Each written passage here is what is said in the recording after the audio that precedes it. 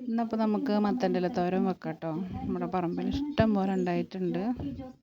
നമ്മൾ പീടികയിൽ നിന്നൊക്കെ കൊണ്ടുവരുന്ന മത്തൻ്റെയും കുമ്പളത്തിൻ്റെയും ഒക്കെ വിത്തുകളുണ്ടല്ലോ, അപ്പോൾ അവിടെ ഉണ്ടായിക്കോട്ടെ വിചാരിച്ചിട്ട് അങ്ങനെ അതിൽ വിതറി കൊടുക്കും കേട്ടോ. നല്ലോണം ഉണ്ടായിട്ടുണ്ട്. പിന്നെ അതുപോലെ ഇവിടെ കുറേ വള്ളി വലിച്ച് കളഞ്ഞ്, കാരണം മഴ കാരണം എല്ലാം കൂടെ അങ്ങോട്ടേ കാട് മൂടിയൊരവസ്ഥയിലായിരുന്നു. അപ്പോൾ ഏതായാലും മത്തൻ്റെ ഇല തോരൻ വെക്കാമെന്ന് വിചാരിച്ചപ്പോൾ വീഡിയോ ഒക്കെ ഒന്ന് എല്ലാവരും കണ്ടു നോക്കട്ടെ. മഴയായിട്ട് അങ്ങനെ പോയിട്ടൊന്നുമില്ല അല്ലേ. തളിച്ച തോരൻ വെക്കാം.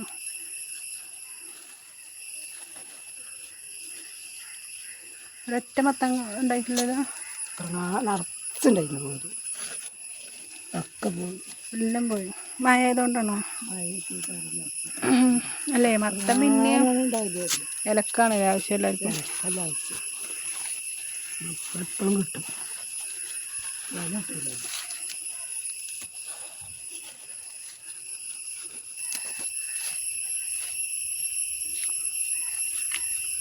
നല്ല ഇരുള്ള കാന്താരി മുളകും തേങ്ങയൊക്കെ ചതച്ചിട്ട് വെച്ചാണ്ടല്ലോ.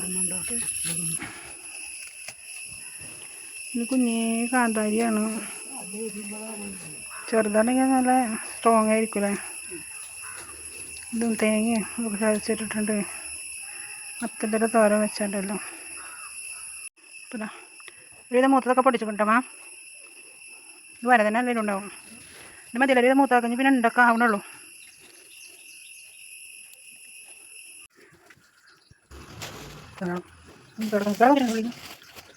നല്ല മഞ്ഞപ്പൊടിയൊക്കെ ഇട്ട് വെള്ളത്തിലൊക്കെ നല്ലോണം കഴുകി ഇവിടെ അരിഞ്ഞ് വെച്ചിട്ടുണ്ട് കേട്ടോ. കാണുമ്പോൾ ഒരുപാടൊക്കെ തോന്നുന്നത് ഇത് വെന്ത് കഴിഞ്ഞാൽ ഇച്ചിരി ഉണ്ടാവുള്ളൂ.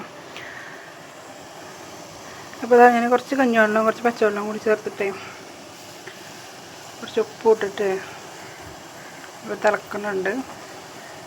പിന്നെ നമുക്കിത് ഇലയിട്ട് കൊടുക്കാം.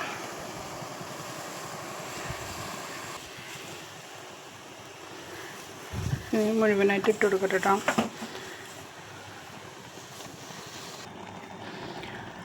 അപ്പോൾ അത് മുഴുവൻ ഇട്ട് കൊടുത്തിട്ടുണ്ട്. ഇപ്പോൾ ഇളക്കി കഴിഞ്ഞാൽ ശരിയാവില്ല. അപ്പോൾ ഒരു 2 മിനിറ്റ് ഇങ്ങനെ നമുക്ക് മൂടി വെക്കാം.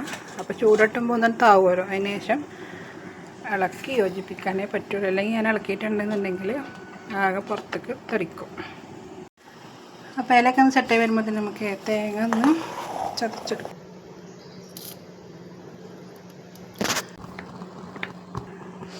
തേങ്ങ ഇട്ടെടുത്ത് കുറച്ച് ഉപ്പിൻ്റെ കുറവുണ്ട് കേട്ടോ. ഇതുപോലെ മൂടി വെച്ച് നമുക്ക് അടച്ചു വെക്കാം. നമുക്ക് ചോറ് കേട്ടോ.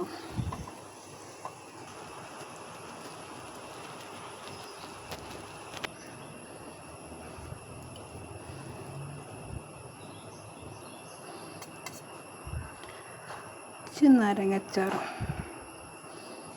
അപ്പം അന്ന് ഇതാണ് കേട്ടോ നമ്മുടെ ഉച്ചക്കത്തെ ഫുഡ്. നമുക്കതൊക്കെ മതി.